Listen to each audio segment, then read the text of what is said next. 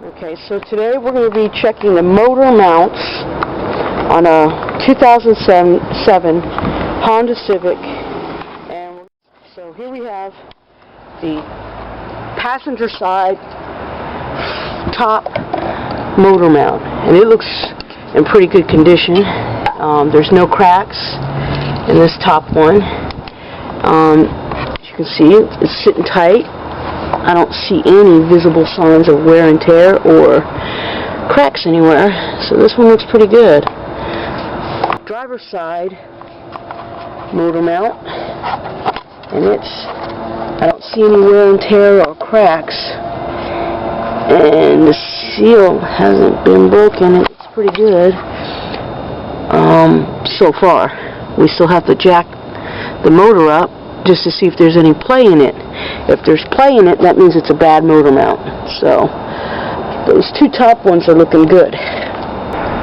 So now that we're continuing to check the two top motor mounts, we're going to go ahead and jack the car up and check the undercarriage for those undercarriage motor mounts.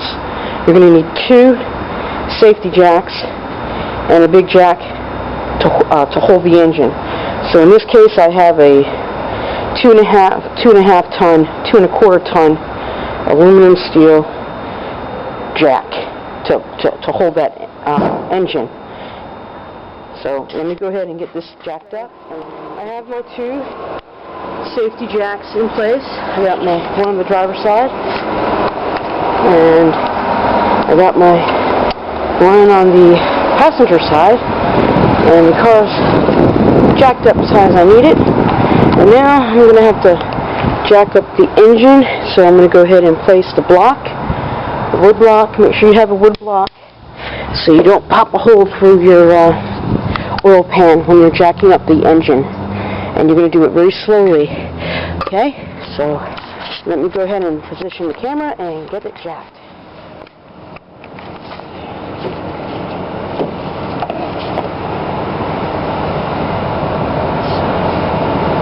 So what I'm removing now is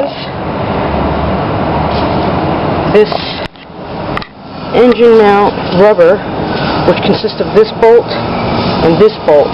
I'll be able to move this out of the way, and then I'll be able to get these two removed and the back two removed, and then I'll be able to pull out the main part, the main motor mount.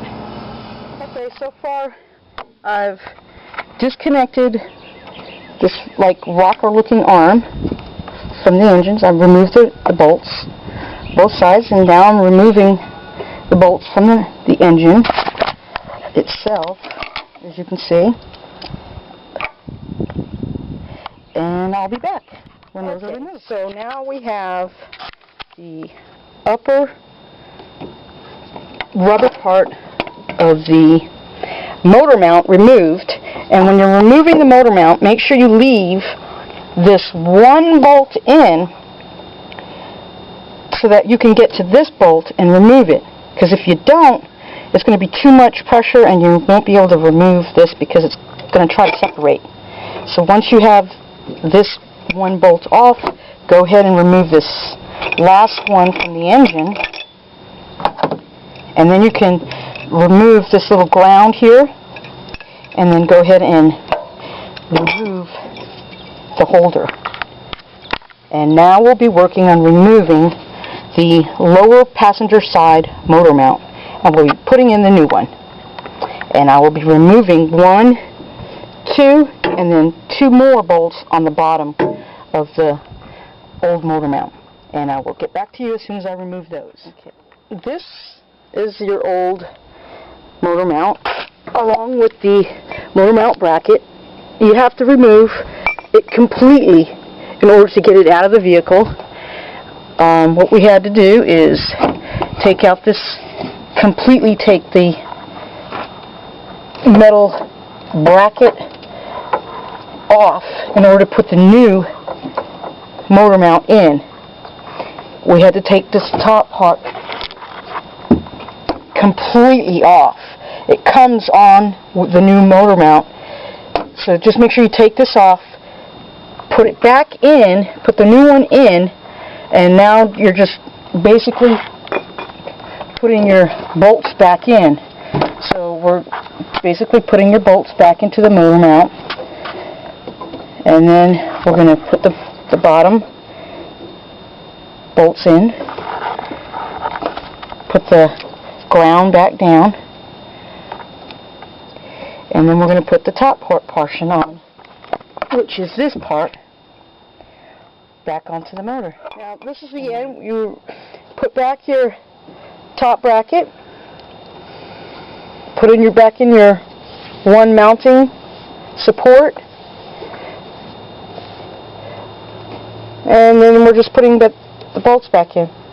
And then you've completed your passenger side lower motor mount. You probably will have to start doing that a little bit more often. And that passenger side motor mount is about $275 from the dealer, about $150 if you get it from maybe a discount auto store. The choice is yours. But you'll be saving yourself about $600–700 if you just do this by yourself or on your own. Because the part's like $300 from the dealer, and then an additional maybe $300–400 on labor, if not more, at a dealership. If you do it, it's going to be at cost because you're just going to go buy your motor mount and install it yourself. You'll be saving yourself about $600. Okay, now we're done. We have everything bolted down. Everything's tight. Everything's good. Looks good. Feels good. Tight. Jacks have been removed from holding the engine up. Batteries, cables reconnected. And let's give her a ride. Okay, we're going to close it down and start her up. In conclusion of changing out your lower passenger side motor mount, as you can listen to the engine,